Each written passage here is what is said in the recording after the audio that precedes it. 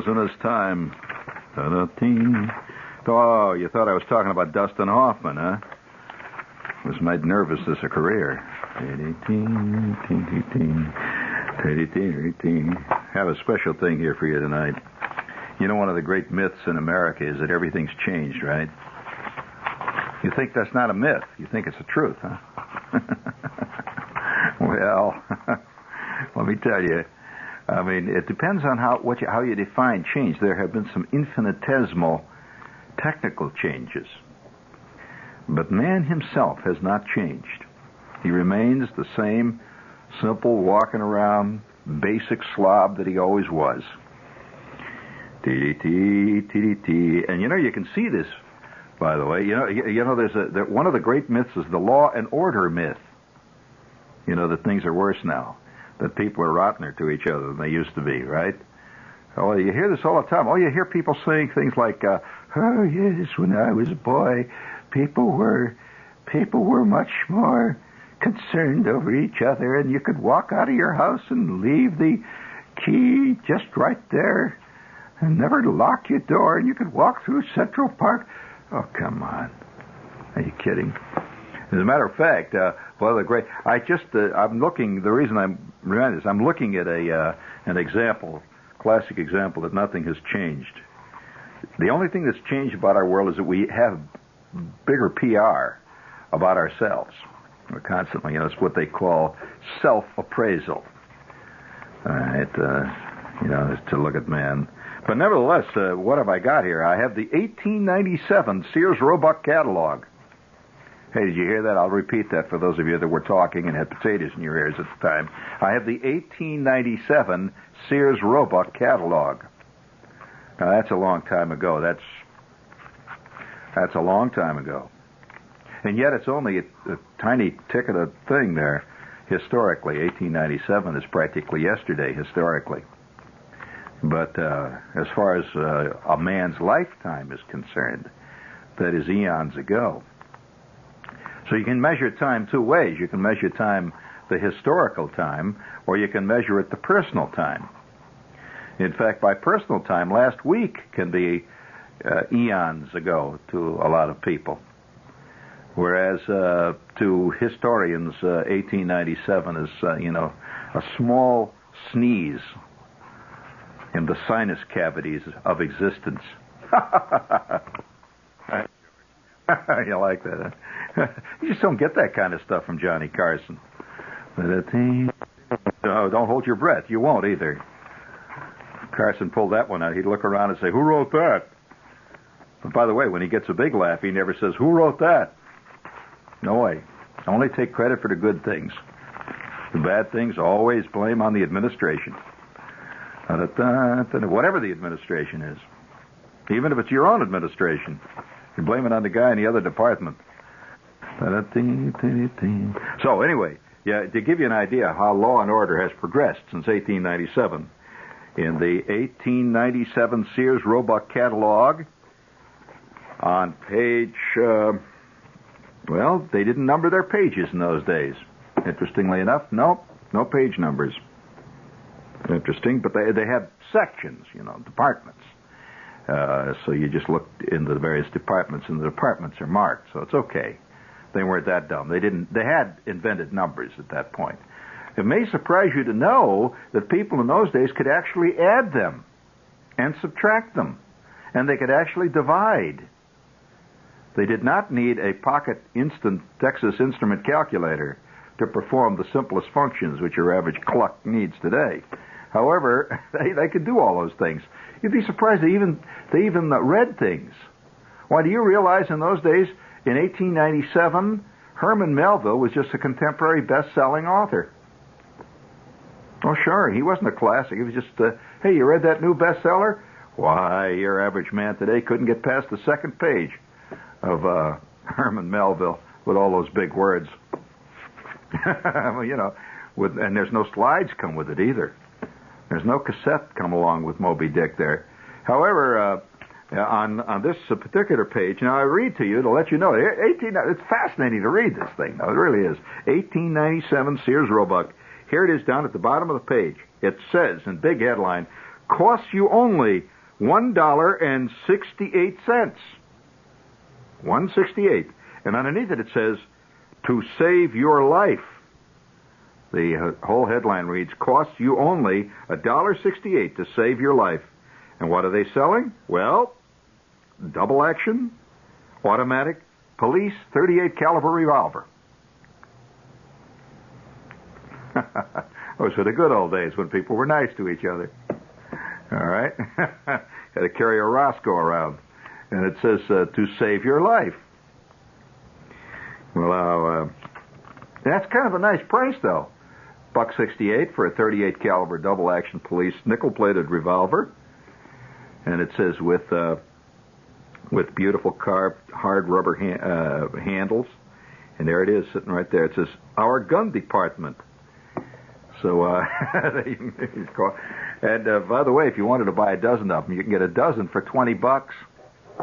I mean, in case you want to outfit the whole family.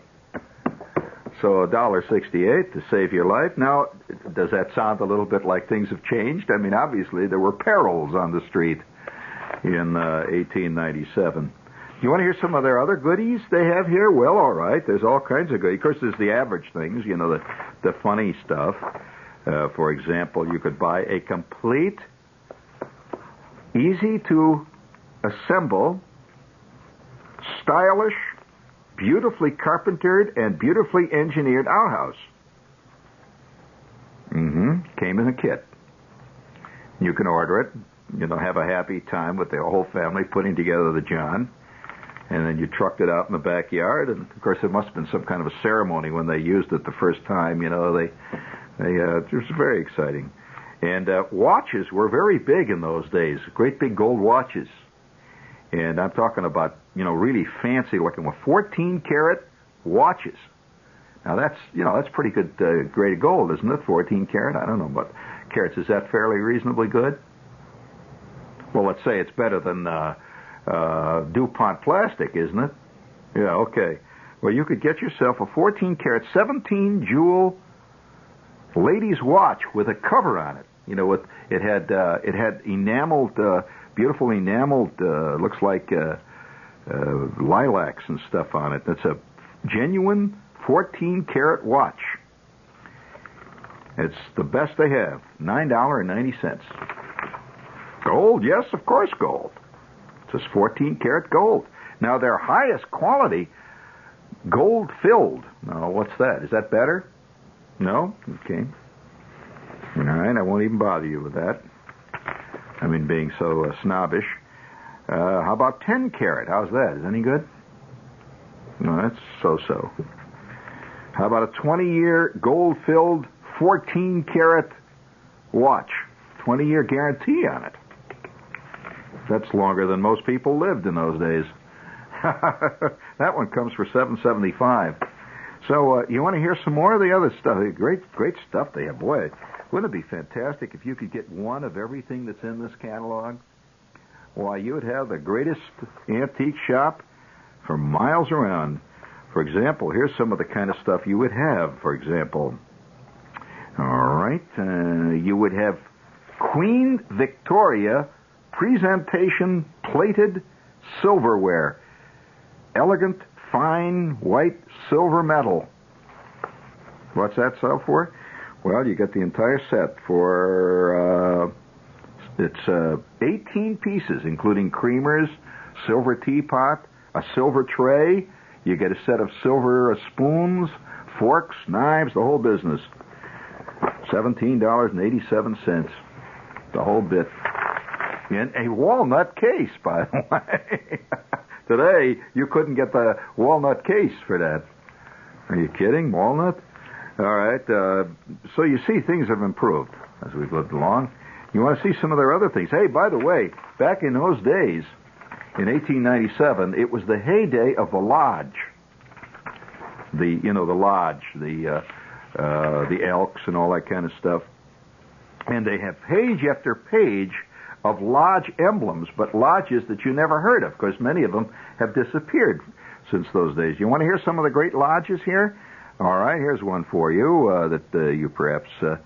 here's the AOF, You want the AOF? Well, there are still some of those around. That's the American Odd Fellows. You've heard of that lodge. How about this one? Have you ever heard of the Epworth League?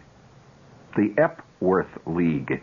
You can get a beautiful gold and silver enameled Epworth League pin for 40 cents. Now, I don't know whether... How about the Eastern Star? You know what that is. Okay, you can get beautiful Eastern Star pins. And how about the K of P? Knights of Pythias. Correctement. Right, and they have page after page of these fantastic things. They're in all kinds of gold and enamel. And by the way, if you're an elk, you can buy the Sons of the Desert are right here. Yes, crossed scimitar blades, surmounted by a silver turban. Now, for those of you who know about the Sons of the Desert, great outfit, Sons of the Desert. That's only 37 cents for a solid gold Sons of the Desert pin. Here's one here for you, Christian Endeavor, the Catholic MB Association. What's that one? I don't know about that one. Catholic MB Association. And here's one for you, IOP. Now, that's a rare one. That's the International Order of Pharmacists. And you had a symbolic mortar and pestle. And you could have it made in the form of cufflinks. Yes, well, that was an organization, apparently. Let's see here. How about this one? I've never heard of this one. SOV. SOV. Well, that has disappeared as far as I know. It was a lodge called Sons of Veterans. Now, what veterans were they talking about? 1897, gang. That's correct. Civil War. So the Civil War, let's see, in 1897, Civil War ended in 64. Figure it out. That's 35 years, give or take a few years passed. So there were plenty of Civil War guys around at that time, and I'm sure they had an organization too. What was their organization called? It's right here. You can join it. No, Civil War veterans. You're just you're flailing there. They had better names than that. But how about this one? How about the Daughters of Rebecca? The Daughters of Rebecca. How about this one? Here's an elegant one. It's the WCTU. You can get it in silver, platinum, or gold. And what is that? The Women's Christian Temperance Union. And it's got a symbolic hammer smashing a symbolic stein. It gets right there, yeah. Oh, wow. And now we're back again with the 1897. Oh, I better give credit. This is the 1897 Sears Roebuck catalog, and it's an absolute reprint. It's beautiful. And this was sent to me, and it was republished by an outfit, and this is just by way of giving it the proper credit, Chelsea House. And incidentally, the preface to it is by an old friend of mine, S.J. Perlman, writes the preface to it. And he starts out by saying this: if all the records for the 1890s should be lost, a scholar in the remote future who stumbled upon this book could obtain a fairly accurate description of American life during the last decade of the 19th century. And S.J., he doesn't say that. That's the professor who, is commenting on this, Fred L. Israel. His opening line, S.J.'s opening line, says, though never less than awe-inspiring, the Sears catalog exercised an effect on me not unlike Marcel Proust's Madeline and Lime Flower Tea. Whole eras of my remote youth leap back into focus as I thumbed through its pages. There was, for example, the instrument numbered number 14954 and known as Brown & Sharp's latest pattern hair clipper. It is a renowned machine tool concern in Providence, Rhode Island. He says he worked there in the summer of 1919 for what is known as a pittance. However, looking at this here, for example, they have a tremendous collection in this magazine. Show you how our society has changed. Can you imagine picking up the Sears catalog in 1976, and there are page after page of personal revolvers for personal protection. And I don't mean just a couple, page after page. And it's amazing how cheap they were. You could really get you could really pick yourself up a Roscoe for practically nothing. Here, for example, here's the Defender 32. And listen to this. Rubber handle, 5-shot, 32 caliber, rim fire, full nickel-plated, zeroed-in sights, weight 10 ounces, excellently balanced, rifled barrel, a top-flight professional instrument, $1.20. Life was cheap in 1897. Certainly was. Armaments were cheap, and you could get some really elegant ones. Here's one now. I'll show you one right here now that I saw recently in Abercrombie and Fitch. Abercrombie and Fitch, if you've ever gone up to their 7th floor up there, it's a fascinating section of it, Abercrombie. They have, rare collector's arms up there. That's the section you've never been in. They have rare guns. They have, for example, the kind of muzzle loader guns that were used by, say, for example, the Kurds. You've seen pictures of Errol Flynn fighting the desert wars, and so here you see these guys galloping with these long rifles. Well, they have some of those there, the real thing, not models, the real thing. They have stuff from the wars. You can pick yourself up a collector's item, a 1896 Boer War, going all the way back to the earliest days. But here is a specific one that I saw. There was a famous gun called Colt's Single Action Army and Frontier Revolver. Now that was the one you always see Glenn Ford. When Glenn Ford is wearing the Union uniform, when he's not Civil War, but when Glenn Ford is wearing his federal troop uniform, with the gold stripe, and he's got the 7th Cavalry flag flying. Well, he carried a Colt Single Action Army Revolver. Now, if you can get one of those today on the collector's item, you'll have to mortgage your house. To start with. They're very rare, and it's an elegant-looking revolver. However, in 1897, that revolver sold in Sears for $12.96. And by the way, you've got 2 gross of ammunition with it, and a complete cleaning kit, and a leather and wood carrying case, and a holster. So you were ready to go out and clean up the bad guys. No problem, just $12. And all kinds of great stuff is in this catalog if you're curious about it. But these are endless pages of guns and repeating rifles. And they sold ammunition just the way today Sears will sell, for example, wallpaper. Look at the pictures of the ammunition.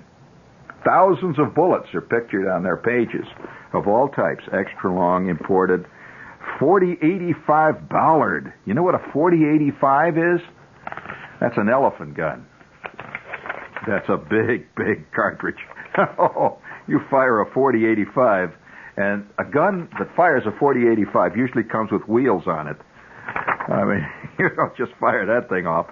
Incidentally, here's a great little thing. You can get yourself a grass suit, a complete haystack that you hook on yourself so that you can fool the ducks.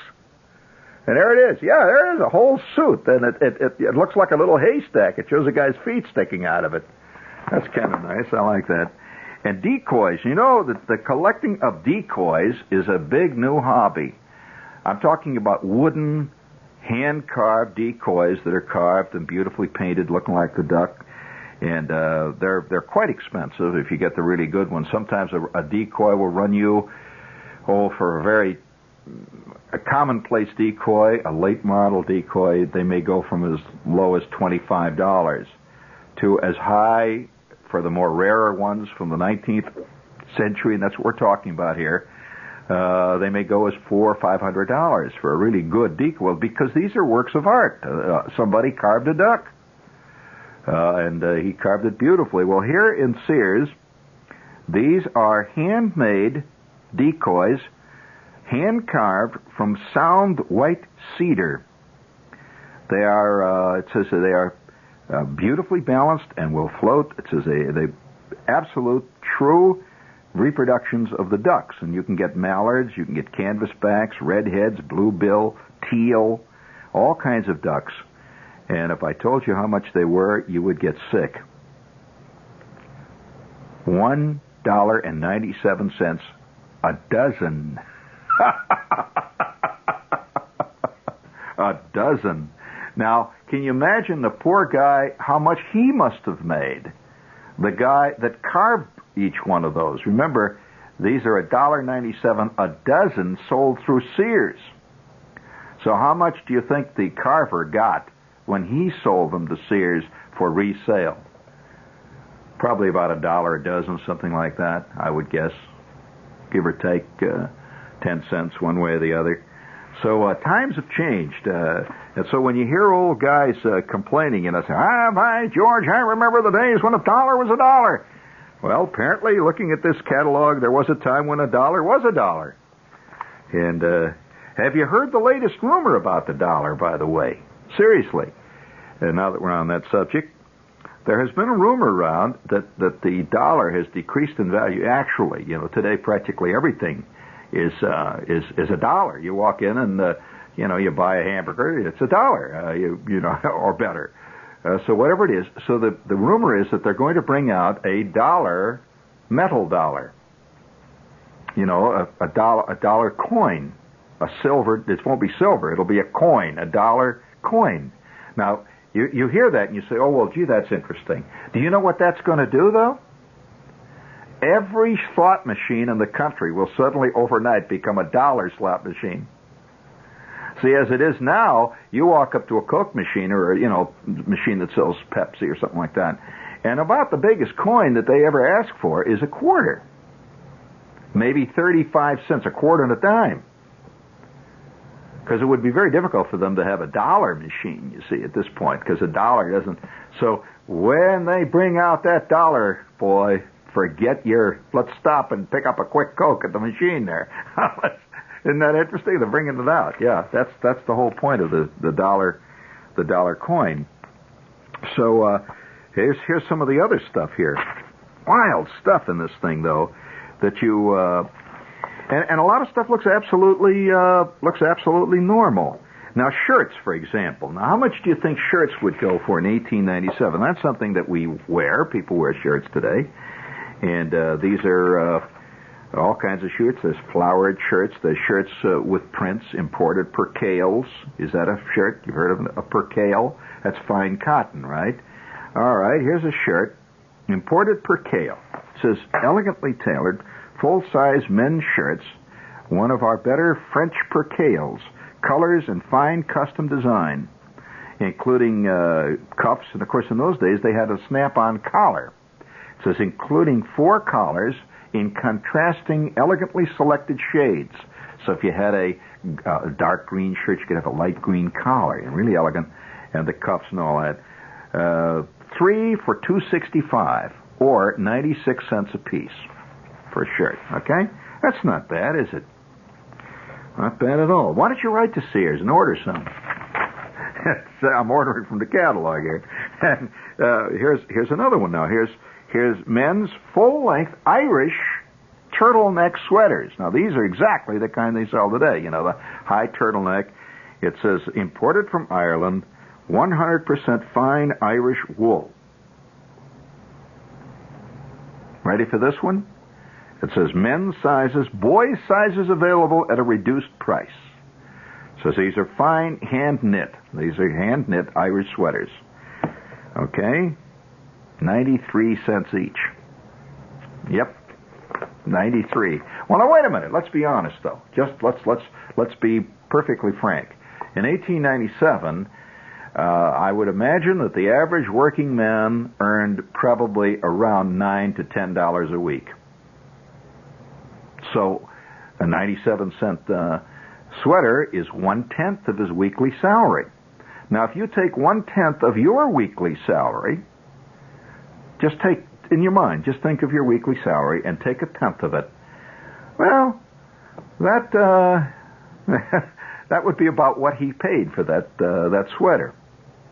So, these prices are really, in a sense, very deceptive. You read this and you say, oh, wow, wowee, were things cheap in those days?